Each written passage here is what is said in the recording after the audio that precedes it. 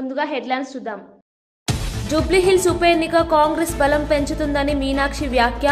కుల మతాలకు అతీతంగా ప్రజా అభివృద్ధి మా ధ్యేయమని వెల్లడి. రాహుల్ గాంధీ ఆశయాలతో ప్రజా సంక్షేమ దిశగా కాంగ్రెస్ కదలిక. ఏపీలో 10 లక్షల కోట్లు పెట్టుబడులు సాధించామన్న మంత్రి లోకేష్. 16 నెలల్లోనే ఏపీకి దేశంలోని అత్యధిక పెట్టుబడులు వచ్చాయని వెల్లడి. డబుల్ ఇంజిన్ ప్రభుత్వం అభివృద్ధి బుల్లెట్ ట్రైన్లో దూసుకెళ్తోందన్న లోకేష్. పరిశ్రమల వృద్ధితో ఏపీ యువతకు పెద్ద ఎత్తున ఉద్యోగ అవకాశాలు. బీహార్లో పరిశ్రమల విస్తరణకు హామీ ఇచ్చిన అమిత్ షా. యువత ఉపాధి, వికసిత బీహార్ నిర్మాణమే లక్ష్యమని వెల్లడి. భద్రత, అభివృద్ధి రెండు సమానంగా తీసుకెళ్తామన్న హోంమంత్రి. డిఫెన్స్ కారిడార్ సహా పలు పరిశ్రమల ప్రాజెక్టుల ప్రకటన. జూబ్లీహిల్స్ బైక్ ర్యాలీలో కిషన్ రెడ్డి ఫైర్. అభివృద్ధిపై ప్రశ్నలు. డ్రైనేజీ, త్రాగునీరు, దీపాలు లేవు, ఇదేనా అభివృద్ధి అని ప్రశ్నించిన మంత్రి. కాంగ్రెస్, బీఆర్ఎస్ గెలిచి జూబ్లీహిల్స్ ను నిర్లక్ష్యం చేశాయని విమర్శ. మహిళలపై 2500 హామీ మోసమని కిషన్ రెడ్డి వ్యాఖ్య. ఆలయ భద్రతలో ప్రభుత్వం విఫలమైందన్న Sajjala.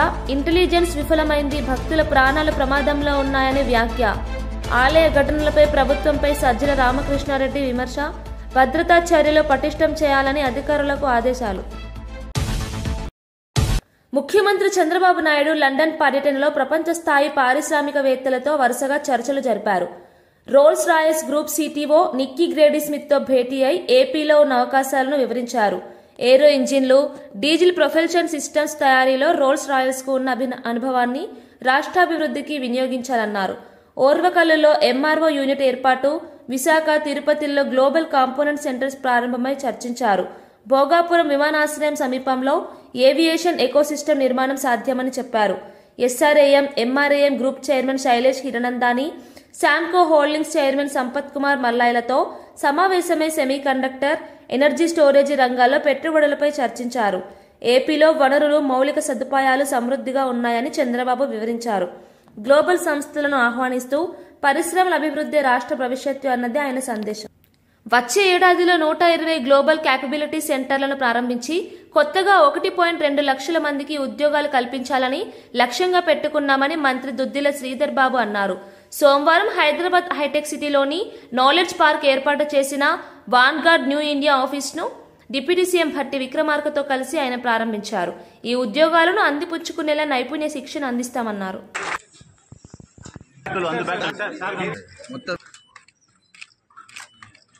Can we give a big round of applause, everyone?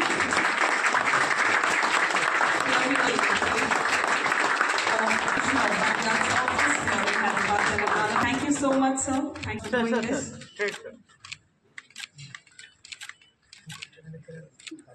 And such a proud of us this moment. Okay, sir.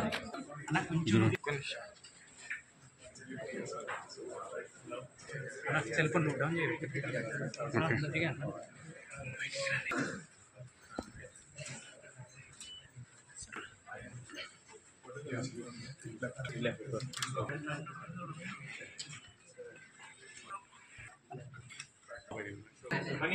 ఇంకా బ్యాగ్ రాని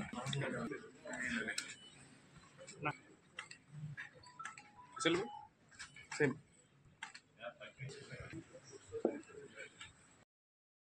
జూబ్లీహిల్స్ ఉప ఎన్నిక కాంగ్రెస్ ప్రభుత్వాన్ని మరింత బలోపేతం చేసే దిశగా నడిపిస్తుందని ఏఐసీసీ తెలంగాణ ఇన్ఛార్జ్ మీనాక్షి నటరాజన్ తెలిపారు.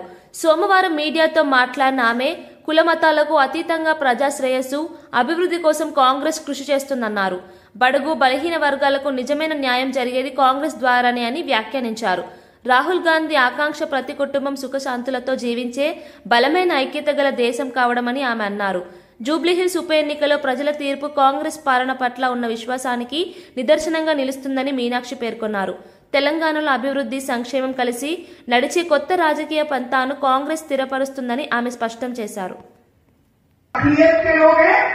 चाहे हमारे क्रिश्चियन समाज के लोग हैं, चाहे हमारे हिंदू समाज की बहनें हैं, चाहे हमारी दलित समाज की बहनें हैं, लंबाड़ा समाज की बहनें हैं, कोई भी क्यों न हो, सबको बराबरी से आगे बढ़ने का मौका मिले, ये राहुल जी का सपना है। और ये सपना हम तब पूरा कर सकते हैं जब हम पूरे देश में एक बदलाव की शुरुआत करें। चुनाव आयोग ने पिछले समय में जिस तरह की धांधलियां की हैं, उसके खिलाफ अगर हमें आवाज उठानी है तो उसकी शुरुआत हमें जुबली हिल्स से करनी होगी। और इसीलिए मैं आपसे कहना चाहती हूं कि ये एक असेंबली का चुनाव नहीं है, ये इस बात का चुनाव है कि आने वाले तेलंगाना का भविष्य क्या होगा। क्या यहाँ पर गरीब को हमेशा के लिए बारीक चावल मिलेगा? क्या यहाँ पर हमारी माता बहनों को आजादी से बस में घूमने का मौका मिलेगा? क्या उनको उनका न्याय और उनका हक मिलेगा? क्या हमारे प्रदेश में गरीब लोग हो कि अमीर हो कि मध्यम वर्ग के लोग हो, उनको मुफ्त बिजली मिलेगी? क्या हमारे गरीब लोगों को मकान मिलेंगे? किस तरह के तेलंगाना का हम निर्माण करेंगे जहां पर सबको बराबरी से आगे बढ़ने का मौका मिले, या केवल चंद बड़े लोगों को आगे बढ़ने का मौका मिले? इसका चुनाव है। और ये चुनाव भाई नवीन यादव लड़ रहे हैं, लेकिन असल में एक विचारधारा लड़ रही है, एक ऐसी विचारधारा जिसका विश्वास है कि आपको रोजगार का हक मिलना चाहिए, आपको शिक्षा का हक मिलना चाहिए, बहनों को सर उठाकर जीने का हक मिलना चाहिए, बहनों को सुरक्षित होकर के पूरे तेलंगाना में घूमने का मौका मिलना चाहिए। आने वाले समय में हमारे गांव में हम महिलाओं के लिए चाहेंगे कि एक सेफ्टी ऑडिट हो, कि रात के 12 बजे, 4 रात के 1 बजे शहर में, गांव में महिलाएं अगर आजादी से घूम सकती हैं तो हम मानेंगे कि हमने एक अच्छे तेलंगाना राज्य का निर्माण किया। और उसके लिए हम आपका साथ चाहते हैं, और उसके लिए हम आपके सामने आपका साथ मांगने के लिए, आपका हाथ पर विश्वास मांगने के लिए आपके बीच में आए हैं। मैं आपसे विनम्रता से अनुरोध करती हूँ, अपील करती हूँ कि हमारे भाई नवीन यादव जी को आप अपना सहयोग दें, और आपका ये एक वोट एक बहुत बड़े बदलाव को दस्तक दे रहा है। जो जुबली हिल्स से चालू तो होगा, 28 में तेलंगाना में दोबारा कांग्रेस की सरकार बनाएगा, और 29 के 15 अगस्त में लाल किले पर राहुल जी प्रधानमंत्री के तौर पर तिरंगा झंडा फहराएंगे, उसके लिए कि आपको आपका हक मिल सके, आप सुरक्षा के साथ सर उठाकर चल सके, आप बिना किसी भेदभाव के आगे बढ़ने का, शिक्षा में, स्वास्थ्य में, रोजगार में आगे बढ़ने का मौका ले सके। इसके लिए आपके बीच में ये चुनाव है। आप सबका भरपूर आशीर्वाद और प्यार हम अपने भाई नवीन यादव के लिए चाहते हैं। और जब बहनों का आशीर्वाद मिलता है तो हमारे यहाँ कहा जाता है कि वो आशीर्वाद फलता है और वो आशीर्वाद कामयाब होता है, और भाई को विधानसभा चुनाव के द्वार दिखाकर वो आपकी लड़ाई लड़ सके, इसके लिए आप उनको मजबूत करें। इसलिए हम आपके पास, आपके पंजे पर आप सबका समर्थन, आशीर्वाद और प्यार लेने के लिए आए हैं। आप सब एक बार कांग्रेस को सेवा करने का अवसर प्रदान करें। इस विधानसभा क्षेत्र में लंबे समय से कांग्रेस का जनप्रतिनिधि नहीं रहा, तो जरूरी है कि बहुत बार आपने उनको मौका दिया, तो एक अवसर आप हमको भी दें। ये अपील हम आपसे करने के लिए आए हैं। बहुत बहुत धन्यवाद। जय हिंद, जय भारत, जय जय। బీహార్లో జరిగిన భారీ సభలో కేంద్ర హోంమంత్రి అమిత్ షా ప్రసంగించారు. ఎన్డీఏ ప్రభుత్వం మరోసారి అధికారంలోకి వస్తే డిఫెన్స్ కారిడార్తో పాటు పలు జిల్లాల్లో పరిశ్రమలు ఏర్పాటు చేస్తామని ప్రకటించారు. యువతకు ఉపాధి అవకాశాలు కల్పించడమే లక్ష్యమని పేర్కొన్నారు. వికసిత బీహార్ కోసం పరిశ్రమల విస్తరణ అవసరమన్నారు. బీహార్ను అభివృద్ధి రాష్ట్రంగా తీర్చిదిద్దేందుకు కేంద్రం కట్టుబడి ఉందని చెప్పారు. భద్రత, అభివృద్ధి రెండింటినీ సమానంగా తీసుకెళ్తామని హామీ ఇచ్చారు.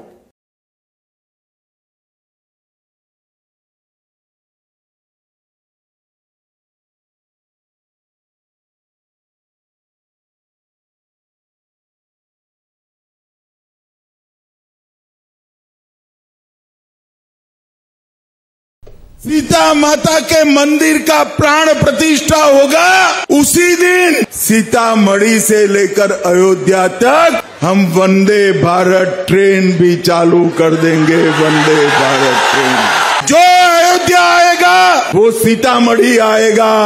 बिहार के टूरिज्म को बहुत बड़ा फायदा होने वाला है। ये पुनौरा धाम सिर्फ एक जिले के लिए नहीं, समग्र क्षेत्र के लिए बहुत बड़ा विकास का कारण बनने वाला है। यहाँ पर चुनाव का नतीजा जानना चाहते हो क्या? अरे जोर से बोलो, जानना है क्या? तो मेरी बात याद रखना, 14 नवंबर 8 बजे बैलेट बॉक्स खुलेंगे और एक बत्ते बत्ते लालू राहुल की पार्टियों का सुपड़ा साफ। రాష్ట్రానికి ఆర్థిక సవాళ్లు ఉన్న విద్య, వైద్య రంగాల పట్ల ప్రభుత్వం అత్యంత ప్రాధాన్యం చూపుతోందని రెవెన్యూ మంత్రి పొంగులేటి శ్రీనివాసరెడ్డి అన్నారు. ప్రజల జీవన ప్రమాణాలు మెరుగుపడాలంటే మంచి విద్య, సమర్థ వైద్య సేవలే మూలమని చెప్పారు. విద్యార్థులకు నాణ్యమైన విద్య అందించడానికి ప్రత్యేక చర్యలు తీసుకుంటున్నామని పేర్కొన్నారు. ఆరోగ్యశ్రీ పరిధి మరింత విస్తరిస్తామని తెలిపారు. ప్రజా సంక్షేమం కోసం తీసుకుంటున్న చర్యలు రాష్ట్ర అభివృద్ధికి బాటలు వేస్తున్నాయని అన్నారు.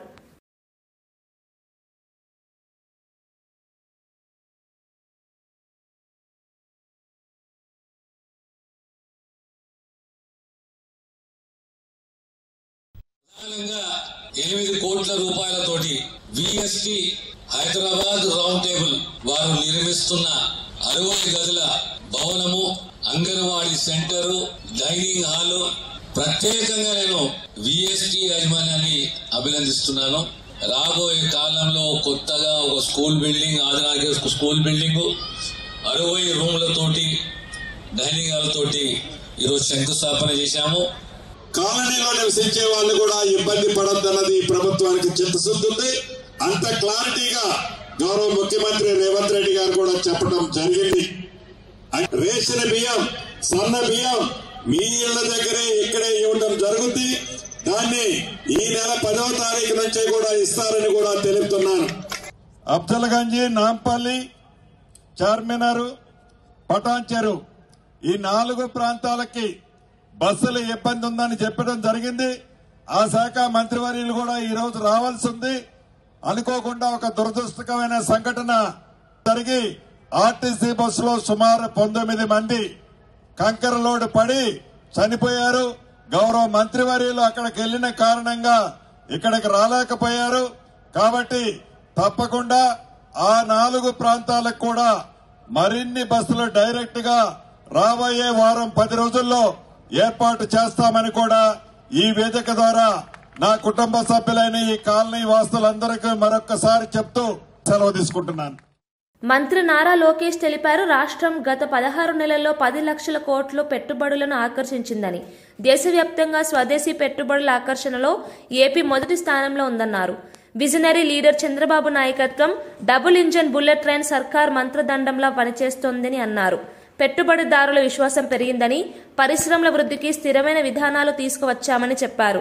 ఏపీలో ఐటీ, మ్యానుఫ్యాక్చరింగ్ రంగాలకు పెద్దపీట వేస్తున్నామని తెలిపారు. పెట్టుబడుల వల్ల ఉద్యోగావకాశాలు పెరుగుతున్నాయని అన్నారు. Everywhere we go, everyone is talking about it. That Andhra is able to get things done. YCP పాలనలో మహిళల గౌరవం దెబ్బతింటోందని ఎమ్మెల్సీ కావలి గ్రీష్మ మండిపడ్డారు. మహిళలను కించపరడమే వైసీపీ అజెండా అయిందని ఆమె ఆరోపించారు. అమరావతిలో నిర్వహించిన మీడియా సమావేశంలో మాట్లాడిన గ్రీష్మ వైసీపీ నేతల దురుసు వ్యాఖ్యలపై ప్రభుత్వం మౌనం సిగ్గుచేటు అని విమర్శించారు. టీడీపీ ప్రభుత్వం మహిళా సాధికారతకు ప్రత్యేక ప్రాధాన్యం ఇచ్చిందని గుర్తు చేశారు. మహిళల భద్రత కోసం కఠిన చట్టాలు తీసుకురావాలని డిమాండ్ చేశారు. ఇన్స్పైర్ చేస్తారే తప్పితే మమ్మల్ని ఎప్పుడు కిందకి లాగలేరు. ఈరోజు అమ్మ నారా భువనేశ్వరి గారు పీపీపీ పద్ధతిలోని హాస్పిటల్స్ కానీ కట్టడం ఉంటే బాగుంటుంది, కాలేజెస్ కానీ మెడికల్ కాలేజెస్ కానీ కడితే అది బాగుంటుంది అన్న ఉద్దేశంతో ముందుకు రావాలన్న ఉద్దేశంతో ఉన్నారు. అసలు నేను వైసీపీ నాయకులకు ఒకటే అడుగుతున్నా, అసలు మీకు పీపీపీ పద్ధతి అంటే ఏంటో తెలుసా? ప్రజల కోసం ప్రవేశపెట్టిన పీపీపీ పద్ధతి మీకు నచ్చకపోతే దయచేసి పక్కకు తప్పుకోండి. ప్రజల కోసం ఎవరైనా సేవా దృక్పథంతో ఆంధ్ర ప్రజల కోసం సేవ చేయటానికి ఎవరైనా వచ్చినప్పుడు ముందు వచ్చేటప్పుడు మీరు దానికి అడ్డం పడతా ఉంటే అది మేము సహించడానికి మేమేం ఇక్కడ సిద్ధంగా కూర్చోలేదు. మీకు ముందు చూపు లేదు, ప్రజల మీద దృష్టి లేదు. వైసీపీ నాయకులకు కానీ ఆ తాడేపల్లి ప్యాలెస్లో కూర్చున్న పులివెందుల ఎమ్మెల్యేకి కానీ చిన్న తరహా కొంచెం కూడా ఆంధ్ర రాష్ట్రంలోని ప్రజలు ఏమైపోతున్నారన్న బాధ బెంగ ఏం లేదు. మీకు కానీ ఒకవేళ ఉద్దేశం ఉండుంటే రాష్ట్ర ప్రజలు మంచి బాగుంది ఇది పీపీపీ పద్ధతి చాలా బాగుంది, రాష్ట్ర ప్రభుత్వం మంచి పని చేస్తుంది అనుకుని ముందుకు వస్తారు. లేదు, ఈ వైసీపీ నాయకులకు కానీ ఆ ప్యాలెస్లో కుళ్ళిపోతున్న పులివెందుల ఎమ్మెల్యేకి కానీ లేకపోతే ఆ ప్యాలెస్లో పనిచేస్తున్న ఎవరికి రాష్ట్రం మీద దృష్టి లేదు, రాష్ట్ర ప్రభుత్వం మీద ఎలాంటి నమ్మకం లేదు. మీరు చెయ్యరు, ఎవరిని చెయ్యనివ్వరు. మేము ఇప్పటికే మీకు చాలాసార్లు పదే చెప్తూనే ఉన్నాం. ప్రతి ఒక్క ప్లాట్ఫామ్ మీద మీకు మరీ చాలా ముఖం మీద కొట్టినట్టు మరీ చెప్తున్నాం. అసెంబ్లీ నుంచి చివరికి రోడ్డు మీద ధర్నాలు ఎన్ని చేశామో ప్రతి ఒక్క దగ్గర చాలా క్లియర్గా వైసీపీ నాయకులకి టీడీపీ పోలిట్ బ్యూరో సభ్యుడు వర్ల రామయ్య మీడియా సమావేశంలో మాట్లాడుతూ అన్నగారి కుమార్తె మన అధినేత ధర్మపత్ని శ్రీమతి నారా భువనేశ్వరి గారికి లండన్లో లభించిన అంతర్జాతీయ సత్కారం ఆ పార్టీకి గర్వకారణమని అన్నారు. భువనేశ్వరి గారు ఐఓడి సంస్థ నుంచి డిస్టింగ్విష్డ్ ఫెలోషిప్ అవార్డు అందుకోనున్నారని తెలిపారు. ఇది మహిళా శక్తికి ప్రతీక అని, టీడీపీ మహిళా నాయకత్వానికి ఇది ప్రేరణగా నిలుస్తుందని పేర్కొన్నారు. ఎన్టీఆర్ స్ఫూర్తిని నిలబెట్టుకుంటూ భువనేశ్వరి సామాజిక సేవలో ముందంజలో ఉన్నారని చెప్పారు. ప్రపంచవ్యాప్తంగా తెలుగు ప్రజలు ఈ ఘనతపై గర్వపడుతున్నారని తెలిపారు. ఎంతో మందిని గౌరవించారు ఈ సంస్థ, ఎంతో మందిని. Hinduja group co chairman Gopichand గారిని, Aditya Birla centre for community initiatives chairperson Rajashree Birla గారిని, సన్ఫార్మా ఎండి దిలీప్ సంఘ్వి గారిని, Dubai electricity and water authority MD Saeed Mohammed గారిని, హీరో ఎంటర్ప్రైజెస్ గోయంకా గ్రూప్ సంస్థల చైర్మన్ సంజీవ్ గోయంకా గారిని, ఇటువంటి అత్యంత దిగ్గజాలని, క్వాలిటేటివ్ పర్సనాలిటీస్ని, ఆదర్శవంతమైన పర్సనాలిటీస్ని ఎంపిక చేయటం జరిగింది, గౌరవించడం జరిగింది, అవార్డు ఇవ్వటం జరిగింది, డిస్టింగ్విష్డ్ ఫెలోషిప్ ఇచ్చి గౌరవించడం జరిగింది. ఈ సంవత్సరం 2025 ఏడాదికి మా ప్రీతమ నేత మాన్యశ్రీ నారా చంద్రబాబు నాయుడు గారి ధర్మపత్ని, ప్రతి తెలుగుదేశం కార్యకర్తకి, ప్రతి తెలుగుదేశం సానుభూతి పరులకి, అందరికి కూడా 1,30,00,000 మంది సభ్యత్వం ఉన్న ఈ పార్టీ కార్యకర్తలందరికీ కన్నతల్లి లాంటి నారా భువనేశ్వరి గారిని ఎంపిక చేయటం మా అందరికీ గర్వకారణం. మేమందరం సంతోషిస్తున్నాం. మా తల్లి లాంటి భువనేశ్వరి గారికి ఈ రోజున ఇంత డిస్టింగ్విష్డ్ ఫెలోషిప్ వచ్చింది అని చెప్పి మేము చాలా సంతోషపడుతున్నాం. డిస్టింగ్విష్డ్ ఫెలోషిప్ అవార్డ్ 2025 మరలా ఆమె యాజమాన్యం వహిస్తున్న, ఆమె నిర్వహిస్తున్న ఈ హెరిటేజ్ ఫుడ్స్కి గోల్డెన్ పీకాక్ అవార్డు రావటం, అది ఎక్సలెన్స్ ఇన్ కార్పొరేట్ గవర్నెన్స్లో ఆమె పొందటం, 2 అవార్డులు కూడా రేపు లండన్లో స్వీకరించటం మా అందరికీ కూడా సంతోషదాయకంగా ఉంది. సంతోషిస్తున్నాం, మేము గర్వపడుతూ ఉన్నాం. Yes, she our mother. ఆమె మా తల్లి. కార్యక్రమం చేసింది ఒకసారి ఆలోచన చేయాలి. ఇంత దారుణమైనటువంటి పరిస్థితుల్లో రైతులు ఉన్నారు. ఈరోజు ఈ రాష్ట్రంలో ఉన్నటువంటి ప్రభుత్వ ఉద్యోగులంతా వాళ్ళకు రావాల్సినటువంటి బకాయిలు రాలే, వాళ్ళకు రావాల్సినటువంటి డిఎల్ రాలే, వాళ్ళకు రావాల్సినటువంటి ఐఆర్ రాలే. ఈరోజు వాళ్ళకు రావాల్సినటువంటి ఏ కార్యక్రమం ఇవ్వకపోగా వాళ్ళకు రావాల్సినటువంటి ఏ బెనిఫిట్ కూడా రానికుండా ఆపేసి ఈరోజు ఉద్యోగస్తులు ఒక రకమైనటువంటి సంక్షోభంలో నెట్టినారు. రెండవది, ఈ రాష్ట్రంలో ఉన్నటువంటి విద్యార్థులకు సంబంధించి విద్యార్థులంతా కూడా అనేక ఇబ్బందులు పడుతూ ఉంటే వాళ్ళకు సంబంధించినటువంటి సర్టిఫికెట్లు యాజమాన్యం ఇవ్వకుండా, మాకు ఫీజు రీంబర్స్మెంట్ గవర్నమెంట్ ఇచ్చినంత వరకు మేము సర్టిఫికెట్లు ఇవ్వడం లేదని చెప్పేసి వాళ్ళు ఇబ్బంది పెడతా ఉంటే ఈ యొక్క ప్రైవేట్ కళాశాలకు ఇచ్చేసినటువంటి ఫీజు రింబర్స్మెంట్ మీద దృష్టి పెట్టారా? ఈరోజు ఈ నెట్వర్క్ హాస్పిటల్స్కి అంతా కూడా ఆరోగ్యశ్రీ కింద చేసినటువంటి బిల్లులని మీరు చెల్లించకపోవడం వల్ల ఈరోజు ఎవరు ఇబ్బంది పడుతూ ఉన్నా వాళ్ళకు సంబంధించినటువంటి ఈ వైద్య బిల్లులు, ఈ వైద్య సదుపాయాలు దొరకకుండా పోవడం వల్ల వాళ్ళకు ఉన్నటువంటి పరిస్థితుల్లో ఆదుకునేటువంటి పరిస్థితిలో ఉందా? మరి ఇన్ని ఇబ్బందులు పడుతూ ఉంటే ఇవన్నీ కూడా వదిలిపెట్టి ఈరోజు ఈ ముఖ్యమంత్రి గారు కొడుకు చేసేది ఏంటంటే ఇన్వెస్ట్మెంట్స్ కోసము విదేశాలకు పోతున్నారంట. ఈయనేమో ముఖ్యమంత్రి గారేమో లండన్కు పోయినాడు, వాళ్ళ కొడుకు ఏమైనా ఇటీవల ఆస్ట్రేలియాకు పోయినాడు. ఏం సాధించినారు అని చెప్పి నేను అడుగుతున్నాను. మీ యొక్క పరిస్థితుల్లో ఈరోజు కూర్చొని మీ విదేశీ పర్యటన వల్ల ఈ రాష్ట్రానికి కానీ ఈ రాష్ట్ర ప్రజలకు కానీ ఒరిగింది ఏంది అని చెప్పి ఈరోజు మీరు ఎక్స్ప్లెనేషన్ ఇవ్వాల్సినటువంటి పరిస్థితి. ఏమయ్యా గ్యాస్ సిలిండర్ సబ్సిడీ అని చెప్పినారు, ఈ యొక్క గ్యాస్ సిలిండర్లు ఏమైనా వచ్చినాయా? సబ్సిడీ అమౌంట్ మీకు పడిందా అంటే ఎక్కడే కానీ ₹1 రాలే. ఈరోజు పెన్షనర్స్, ఈరోజు పెన్షన్లు గడిచిన 2 సంవత్సరాల నుంచి ఒక్క కొత్త పెన్షన్ అయినా వచ్చిందా? 2 సంవత్సరాలు అయిపోయింది. 2 సంవత్సరాల నుంచి అర్హత పొందినటువంటి కొన్ని లక్షల మంది ఈరోజు వృద్ధులంతా కూడా మాకు కొత్తగా పెన్షన్ వస్తాయి, 60 సంవత్సరాలు దాటాయని చెప్పి ఎదురు చూస్తున్నారు. ఈ 2 ఇయర్స్ నుంచి చంద్రబాబు నాయుడు గారు వచ్చిన హయాం నుంచి కొత్త పెన్షన్. భీమవరం గాయత్రి హాస్పిటల్లో అడ్డగర్ల విజయలలిత అనే గర్భిణీ మహిళ మృతి చెందడంతో ఆందోళన చెలరేగింది. పాలకోడేడు మండలం మోగాలు గ్రామానికి చెందిన విజయలలిత అక్టోబర్ 31న డెలివరీ కోసం ఆసుపత్రిలో చేరగా నిన్న ప్రీమెచ్యూర్ బేబీకి జన్మనిచ్చింది. ఈ రోజు సాయంత్రం ఆమె పరిస్థితి విషమించి మృతి చెందింది. డాక్టర్ల నిర్లక్ష్యమే కారణమని కుటుంబ సభ్యులు ఆరోపించారు. ప్రస్తుతం శిశువు పరిస్థితి కూడా ఆందోళనకరంగా ఉందని వైద్యులు వెల్లడించారు. మృతురాలి బంధువులు ఆసుపత్రి ఎదుట ఆందోళనకు దిగారు. పోలీసులు సంఘటనా స్థలానికి చేరుకుని ఉద్రిక్తతను అదుపులోకి తెచ్చారు. జిల్లా వైద్యాధికారి దర్యాప్తు ఆదేశించారు. వైద్య నిర్లక్ష్యానికి పాల్పడిన వారిపై కఠిన చర్యలు తీసుకోవాలని ప్రజలు డిమాండ్ చేశారు. మేము ట్రై చేస్తాం, అన్ని పెట్టామని మాకు మెడిసిన్స్ అయ్యి రాసిస్తున్నారు, మేము తెస్తున్నాం సార్. ఆరోగ్యశ్రీ అయినా మేము మెడిసిన్స్ కూడా డబ్బులు ఎట్టే కొనుక్కొచ్చాం, తెస్తున్నామండి. అన్ని కూడా బ్లడ్ కూడా అన్ని తెచ్చి ఇచ్చాం. తీరా చేసి ఇప్పుడు దాకా అయిన తర్వాత ఇప్పుడు మాకు ఇలా జరిగిందని చెప్పారు సార్. మాకేమి ఇక్కడ ట్రీట్మెంట్ కానీ, ఒక లెటర్ బ్యాడ్ మెడిసిన్ షిప్ కానీ, ఒక నర్సుకి ఈ పేషెంట్ వచ్చింది, ఈ కారుకి ఈ పేషెంట్ దీని ఒక డెలివరీకి వచ్చింది, లేకపోతే పేషెంట్కి ఇలా సీరియస్ ఉందని కూడా ఏ నర్సు కానీ ఎవరికీ తెలియదు సార్. ఎప్పటికప్పుడు మేము మళ్ళీ మేము వెళ్ళి ఏమన్నా ఇంజక్షన్ చేయండి, లేకపోతే మెడిసిన్ తెలుసుకోలేదు మేడం గారు అంటేనే తప్పటి ఆవిడ కూడా మాకు కనపడలేదు సార్. అది ఎవరండి? కాదు, మా అమ్మాయి, నా కూతురండి.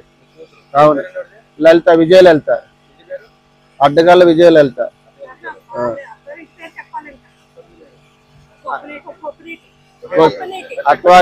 అత్తవారింటి పేరు కొప్పినేటి సూరిబాబు అండి. అలా భర్త పేరు కొప్పినేటి సూరిబాబు. భర్త పేరు కొప్పినేటి సూరిబాబు అండి. మా పాప అండి, మా పాప విజయలలిత. అదండి డాక్టర్ నిర్లక్ష్యం అండి. నేను శుక్రవారం పొద్దున్న జాయిన్ అయ్యామండి. సాయంత్రం వచ్చింది, ఇలా వచ్చి అలా చూసి వెళ్ళిపోయింది ఆవిడ. శనివారం పొద్దుట రాలేదు, సాయంత్రము రాలేదు, ఆదివారం పొద్దున కూడా రాలా. ఆదివారం మధ్యాహ్నం 4 టైంకి వచ్చింది ఆవిడ. 4 టైంకి వస్తే నేను సిస్టర్ని రోజు తిరగడమే. అమ్మ పొట్ట బేగబెట్టేస్తుంది, అమ్మ పొట్ట బేగబెట్టేస్తుంది, రండి అమ్మ చూడండి.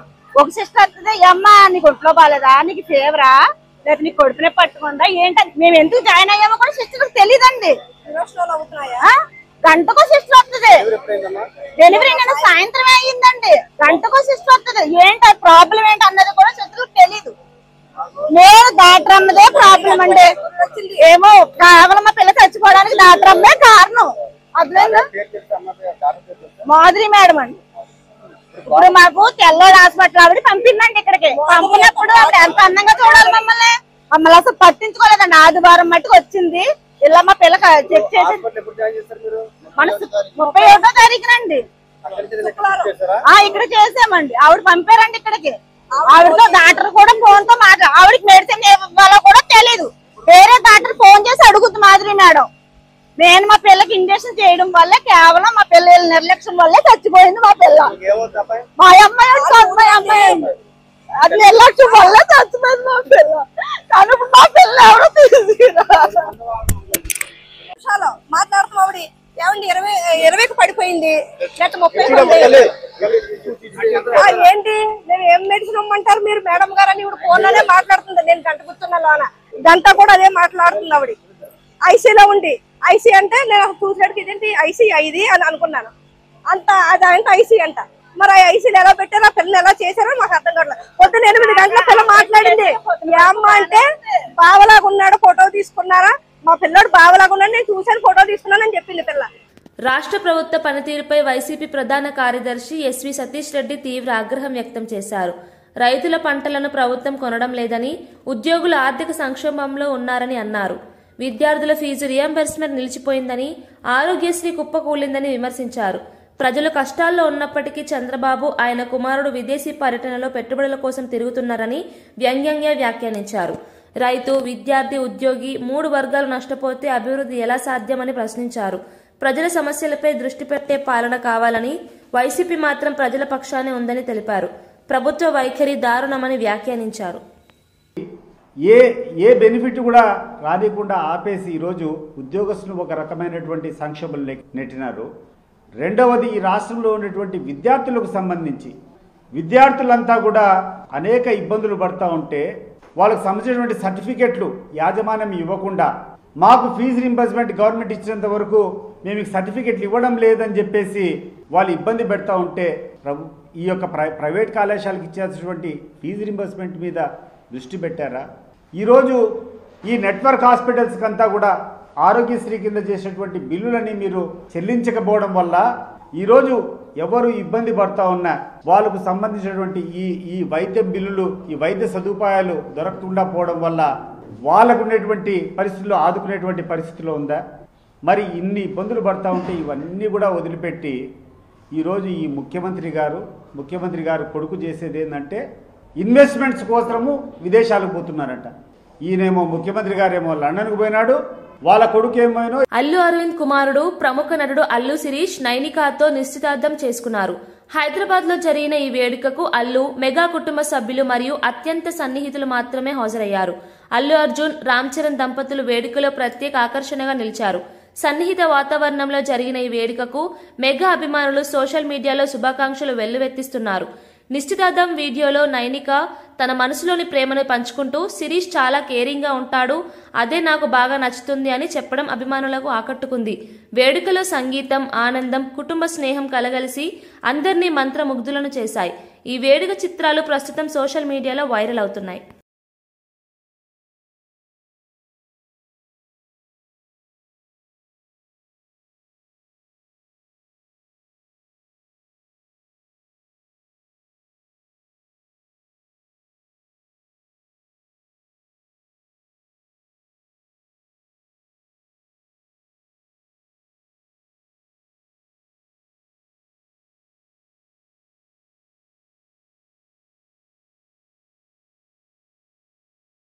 బులెటిన్ ముగించే ముందు హెడ్లైన్స్ మరోసారి చూద్దాం. జూబ్లీహిల్స్ ఉప ఎన్నిక కాంగ్రెస్ బలం పెంచుతుందని మీనాక్షి వ్యాఖ్య. కుల మతాలకు అతీతంగా ప్రజా అభివృద్ధే మా ధ్యేయమని వెల్లడి. రాహుల్ గాంధీ ఆశయాలతో ప్రజా సంక్షేమ దిశగా కాంగ్రెస్ కదలిక. ఏపీలో 10 లక్షల కోట్లు పెట్టుబడులు సాధించామన్న మంత్రి లోకేష్. 16 నెలల్లోనే ఏపీకి దేశంలోని అత్యధిక పెట్టుబడులు వచ్చాయని వెల్లడి. డబుల్ ఇంజిన్ ప్రభుత్వం అభివృద్ధి బుల్లెట్ ట్రైన్లా దూసుకెళ్తోందన్న లోకేష్. పరిశ్రమల వృద్ధితో ఏపీ యువతకు పెద్ద ఎత్తున ఉద్యోగ అవకాశాలు. బీహార్లో పరిశ్రమల విస్తరణకు హామీ ఇచ్చిన అమిత్ షా. యువత ఉపాధి, వికసిత బీహార్ నిర్మాణమే లక్ష్యమని వెల్లడి. భద్రత, అభివృద్ధి 2 సమానంగా తీసుకెళ్తామన్న హోంమంత్రి. డిఫెన్స్ కారిడార్ సహా పలు పరిశ్రమల ప్రాజెక్టుల ప్రకటన. జూబ్లీహిల్స్ బైక్ ర్యాలీలో కిషన్ రెడ్డి ఫైర్. అభివృద్ధిపై ప్రశ్నలు. డ్రైనేజీ, త్రాగునీరు, దీపాలు లేవు, ఇదేనా అభివృద్ధి అని ప్రశ్నించిన మంత్రి. కాంగ్రెస్, బీఆర్ఎస్ గెలిచి జూబ్లీహిల్స్ ను నిర్లక్ష్యం చేశాయని విమర్శ. మహిళలపై 2500 హామీ మోసమని కిషన్ రెడ్డి వ్యాఖ్య. ఆలయ భద్రతలో ప్రభుత్వం విఫలమైందన్న సజ్జల. ఇంటెలిజెన్స్ విఫలమైంది, భక్తుల ప్రాణాలు ప్రమాదంలో ఉన్నాయని వ్యాఖ్య. ఆలయ ఘటనలపై ప్రభుత్వంపై సజ్జల రామకృష్ణారెడ్డి విమర్శ. భద్రతా చర్యలు పటిష్టం చేయాలని అధికారులకు ఆదేశాలు.